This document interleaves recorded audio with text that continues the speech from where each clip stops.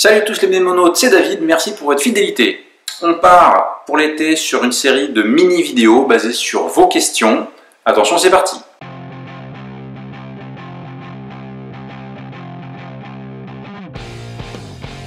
Première question que vous m'avez posée, c'est est-il possible d'apprendre à son insu? Selon le sens de la question, je vais vous faire une bonne réponse de Normand, c'est soit oui, soit non. Il y a eu beaucoup de techniques de mémorisation vendues pour apprendre pendant son sommeil, à son insu finalement, sans effort. Cette technique ne fonctionne pas. C'est pas en dormant et en ayant un casque ou une enceinte qui vous passe de l'espagnol que vous allez apprendre l'espagnol. Ça, c'est de l'arnaque, faut pas rêver, ça ne marche pas. En revanche, votre cerveau fonctionne, y compris la nuit, et il stocke, et il gère, et il digère d'une certaine façon les informations dont vous l'avez nourri pendant toute la journée. Ça veut dire que, et ça c'est prouvé, si vous révisez quelque chose peu de temps avant de vous coucher, c'est ça que vous aurez le plus de chances d'avoir bien mémorisé. Ça veut dire quelque part qu'il est possible d'apprendre en dormant, mais pas de façon passive, c'est-à-dire de façon active, j'apprends avec toutes les techniques qu'on a déjà vues ensemble, et ensuite pendant la nuit, je laisse mon cerveau réorganiser l'information, et comme je me couche, si possible pas trop tard, après avoir lu quelque chose de frais, et ben c'est ça que mon cerveau va traiter en premier. Ben oui, parce que notre cerveau il est comme nous, règle du moindre effort, c'est ce que je viens d'apprendre en dernier qui est le plus facile à traiter, ben je fais le plus facile d'abord. Voilà, on ressemble à notre cerveau finalement. En revanche, je vous ai déjà fait une démonstration sur comment apprendre à son insu. Ça devait être la deuxième vidéo de la chaîne de Mnémonautes, je vous mettrai le lien ici en infobulle.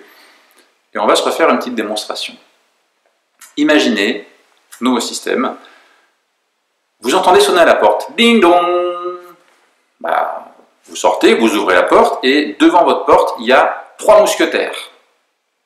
Ok, 3 mousquetaires. Le premier, il a une grosse moustache comme ça, il vous regarde et il vous tire la langue. Waouh! Le deuxième, il chope la langue du premier, il tire dessus, et en fait, sort un tricorne, c'était la pointe d'un tricorne, sa langue, hop, il sort un tricorne et il se la met comme ça sur la tête avec la main, je suis hors champ, dans le truc comme ça. Et puis, de cette main, dans son maillot, il sort une balle de tennis qui donne au troisième mousquetaire. Troisième mousquetaire, au lieu de dégainer une épée, il dégaine une raquette. Il donne un coup dans la balle de tennis. Et là, au fond de l'allée, parce que vous ne l'aviez pas vu dans les 3 mousquetaires, il y a un cow-boy qui dégaine et qui tire en plein dans la balle de tennis. C'est un petit peu farfelu comme histoire, on va se la refaire. Ding dong, ça sonne et vous avez devant vous 3 mousquetaires. Okay, premier, un moustachu qui tire la langue. Deuxième, chope la langue, tire un tricorne, se la met là, il fait comme ça. Il y en a qui vous rappelleront des choses déjà. Il sort une balle de tennis en fait de son gilet, qui donne au troisième. Troisième dégaine une raquette de tennis, tire la balle de tennis, et là, abattu d'une balle en plein vol par un cow-boy. Qu'est-ce qui se passe? On a appris à notre insu les 10 premières décimales de pi. Avec un nouveau système dont je vous ai déjà parlé, mais qu'on n'a jamais vu en profondeur, c'est le Dominique System. Alors Dominique O'Brien a été champion de mémoire pendant des années, il a conçu notamment un système qui est le Dominique System et qu'on va voir en détail tout de suite. Vous voyez, c'est vraiment très rapide. Le Dominique System, il fonctionne un peu comme notre code chiffre-lettre, c'est-à-dire qu'il code les chiffres et les transforme en lettres. Au lieu de se baser sur les sons, il raisonne sur l'ordre des lettres dans l'alphabet. Donc A, B, C, D, E, bah, c'est 1, 2, 3, 4, 5. Le 6, et là en français, il n'y a pas beaucoup de mots faciles qui commencent par F, donc on remplace le sixième par le S, 6, S, donc ça marche bien. 7 et 8 restent G et H, leur place dans l'alphabet. Le 9 va devenir le N, ne, puisque après fonctionner avec le IJ, c'est pas très pratique. Et le 0 devient un O. Forme du 0, c'est facile. On a ces chiffres-là qu'on transforme en lettres, et en fait on va simplement avoir les initiales de la personne. Et chaque image va être représentée par une personne, et chaque personne représente donc 2 chiffres, son nom et son prénom. On se la fait, ding dong, ça sonne, j'ai 3 mousquetaires devant moi. 3 mousquetaires, donc ça c'est la façon de retenir que pi commence par 3.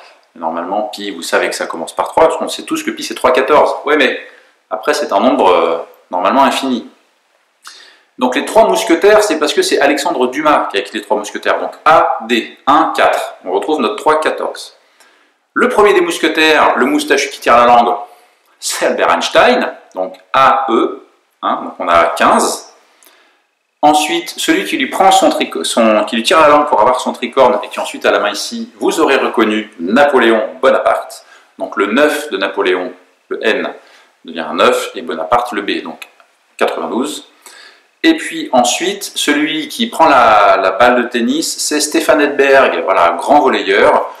Pour ne pas rendre les choses confuses, il n'y aura pas d'autres joueurs de tennis dans toute la liste qu'on pourra être amené à se faire. Comme ça, on ne se dit pas, mais attends, c'est Stefan Edberg ou Jimmy Connors. Non, il y aura un joueur de tennis. Et moi, j'ai mis Stefan Edberg parce que ça collait bien sur ces initiales-là. Et donc, il tire comme ça, et le cow-boy au fond de l'allée qui dégaine et qui tire en plein vol sur la balle, c'est évidemment le cow-boy par excellence, Clint Eastwood. Donc Stefan Edberg, 6, le S et le E, 5, donc 65, et Clint Eastwood, le 3, le C c'est le 3, et le E c'est un 5. Grâce à ça, vous venez de voir que pi c'est 3,14, 15, 92, 65, 35. Si à un moment donné vous avez besoin d'épater quelqu'un, vous saurez réciter pi avec vos 3 mousquetaires. Le Dominique System fonctionne ainsi que vous pouvez faire une liste de 100 noms de personnes. Ça va vous demander un petit peu de travail au début pour trouver les associations qui vous conviennent avec les initiales en fonction de votre cadre de référence.